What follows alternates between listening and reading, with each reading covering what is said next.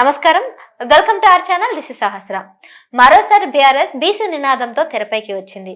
మరి ఇన్ని రోజులు లేదు, ఇప్పుడు మరోసారి దీన్ని ఎందుకు తెరపైకి తీసుకువచ్చింది? తెర వెనక జరుగుతున్న కథ ఏంటి? అసలు ఎందుకు బీఆర్ఎస్ నాయకులంతా కూడా చర్చ మీదకి బీఆర్ఎస్ నినాదాన్ని తీసుకొచ్చారు? ఈ అంశాలన్నీ మాట్లాడదాం. మనతో పాటు ఉన్నారు బీఆర్ఎస్ మహిళా నాయకురాలు పావని గౌడ్ గారు. నమస్తే అండి. నమస్తే. గతంలో మీరు పార్టీ అధికారంలో ఉన్నప్పుడు అది చేస్తాం ఇది చేస్తామని బీసీలకి ఎన్నో హామీలు ఇవ్వడం జరిగింది. ఈవెన్ స్థానిక ఎన్నికల్లో కూడా మీకు పలానా ఇస్తామని కూడా హామీలు ఇవ్వడం జరిగింది. ఈవెన్ జిహెచ్ఎంసీ ఎన్నికలకు కూడా బీసీలకి ఖచ్చితంగా సమన్యాయం చేస్తామని అన్నారు. కానీ ఇప్పటి వరకు ఎవరికి సరిగ్గా చేయలేదని ఒక సమాచారం. సో మరి ఇప్పుడు మరోసారి మీరు తెరపైకి బీసీ నినాదం తీసుకురావడాన్ని ఎట్లా చూస్తారు? తెరపైకి బీసీ నినాదాన్ని తీసుకొచ్చింది ఎవరు? ఇప్పుడు రాజకీయ లబ్ధి పొందడానికి చూస్తుంది ఎవరు? బీసీ డిక్లరేషన్ అనేసి కామారెడ్డి సాక్షిగా తెలంగాణ ప్రజలకు ఒక డిక్లరేషన్ ఇచ్చిండ్రు. బీసీ కులగణన ప్రకారం బీసీ కమిషన్ నివేదిక ఆధారంగా అధికారంలోకి వచ్చిన 6 నెలల్లోపే స్థానిక సంస్థల ఎన్నికలల్లా 23% రిజర్వేషన్ను తీసేసి 42% పెంచుతామనేసి కాంగ్రెస్ ప్రభుత్వం తెలంగాణ ప్రజలకు నివేదిక ఇవ్వడం జరిగింది. 6 నెలలు అయిపోయినా, సంవత్సర కాలం అయిపోయినా, 11 నెలలు అయినా కూడా ఇప్పటి వరకు బీసీలకు ఎలాంటి న్యాయం చేయలేదు. బీసీ ప్రతి ఒక్క బడుగు బలహీన వర్గానికి చెందిన యువ చిరు వ్యాపారులు ఎవరైతే ఉన్నారో 10 లక్షల రూపాయలు వడ్డీ లేని రుణాలను ఇస్తాము, షాప్స్ పెట్టుకోండి అని చెప్పిండ్రు. ఇప్పటి వరకు ఏ బీసీ యువకునికి కూడా 10 లక్షల రూపాయలు ఇచ్చింది లేదు. సబ్ కమిటీ వేసి దానికి నిధులను సమకూరుస్తాము, సంవత్సరానికి 20,000 కోట్ల చొప్పున నిధులను విడుదల చేస్తామని చెప్పారు. 150 కోట్ల నిధుల విడుదల చేసి చేతులు దులుపుకున్నారు. 5 సంవత్సరాలల్లా 1,00,000 కోట్లను విడుదల చేస్తామని చెప్పిండ్రు. 20 కోట్లు సంవత్సర కాలంలో ఎక్కడ పోయినాయి అని అడుగుతున్నాము కాంగ్రెస్ ప్రభుత్వాన్ని. ఇప్పుడు బీసీలకు ఎవరైతే కేసీఆర్ గారి అధికారంలో ఉన్నప్పుడు, బీఆర్ఎస్ పార్టీ అధికారంలో ఉన్నప్పుడు గొల్ల సోదరులకు, గొల్ల కురుమ సోదరులకు గొర్రె పిల్లలను పంపిణీ చేసేటోళ్ళు. కాంగ్రెస్ ప్రభుత్వం అధికారంలోకి వచ్చిన తర్వాత గొర్రె పిల్లలను ఇయ్యకుండా మొండి చేయి చూపిస్తున్నది ఈ కాంగ్రెస్ ప్రభుత్వము. ముదిరాజ్ సోదరులకు మోఫెళ్ళు ఇచ్చిండ్రు కేసీఆర్ గారు. చేప పిల్లలను పంపిణీ చేసి ప్రతి చెరువులల్లా చేప పిల్లని వేసిండ్రు ప్రతి ఏటా. ఈ ఏడాది కాంగ్రెస్ ప్రభుత్వం అధికారంలోకి వచ్చిన తర్వాత వెహికల్స్ లేవు, మోపెడ్స్ లేవు, చేప పిల్లల పంపిణీ లేదు.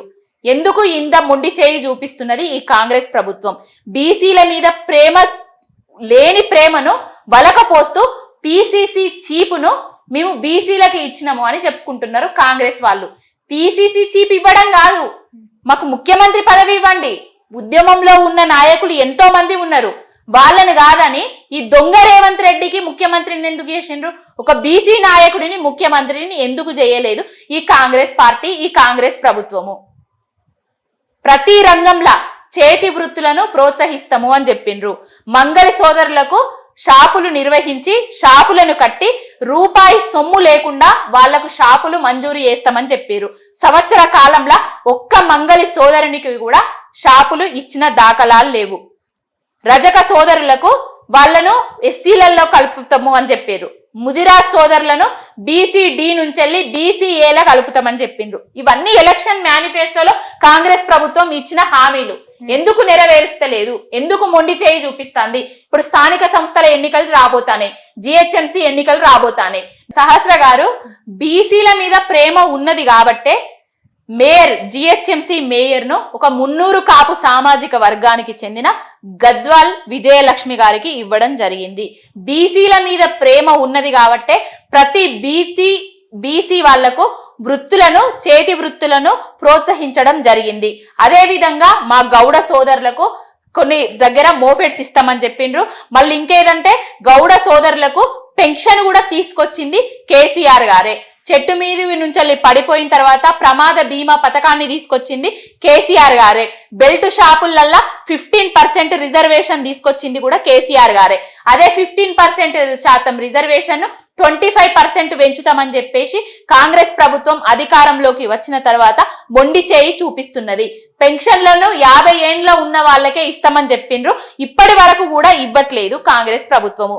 కాంగ్రెస్ ప్రభుత్వము అధికారంలోకి రాకముందు ఒక లెక్క, అధికారంలోకి వచ్చిన తర్వాత ఇంకో లెక్కలాగా ప్రవర్తిస్తున్నది. కాబట్టి బీసీల మీద వాళ్ళు చెప్పిన ఏవైతే ఉన్నాయో అవన్నీ వాళ్లకు మేము చూపిస్తున్నాము. మీరు ఇవి చేస్తా అని చెప్పిండ్రు, ఆ హామీలను నెరవేర్చండి అనేసి మేము వాళ్ళకు చెప్పడం జరుగుతుంది. అంటే ఇప్పుడు మీరు దీని గురించి ఎప్పుడైతే మీరు మాట్లాడడం స్టార్ట్ చేశారో మీ మీద కూడా ఒక ఆరోపణ అయితే రావుతుంది. మీరు అన్నారు ఇప్పుడు బీసీల మీద మక్కువ ఉంది కాబట్టి గద్వాల్ విజయలక్ష్మి మేయర్ని చేసాము, లేదా పలానా వాళ్ళని పలానా పొజిషన్లు తీసుకొచ్చామని అంటున్నారు. కానీ 42% ఖచ్చితంగా కావాలి, డిక్లరేషన్ ఇవ్వాలని అనేది మీ దాంట్లో ఉన్నప్పుడు జరిగిందా? లేదు, మా దాంట్లో ఉన్నప్పుడు జరగలేదు.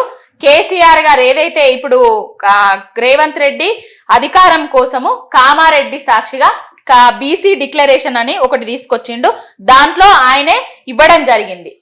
అది మేము అడుగుతున్నాం. ఇప్పుడు ఆయన ఇచ్చిన హామీని ఖచ్చితంగా నెరవేర్చాలని మేము డిమాండ్ చేస్తున్నాము. రైట్.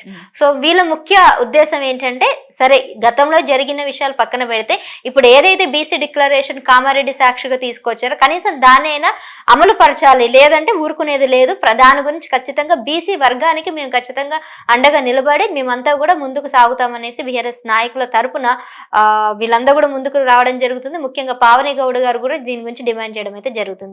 Thank you.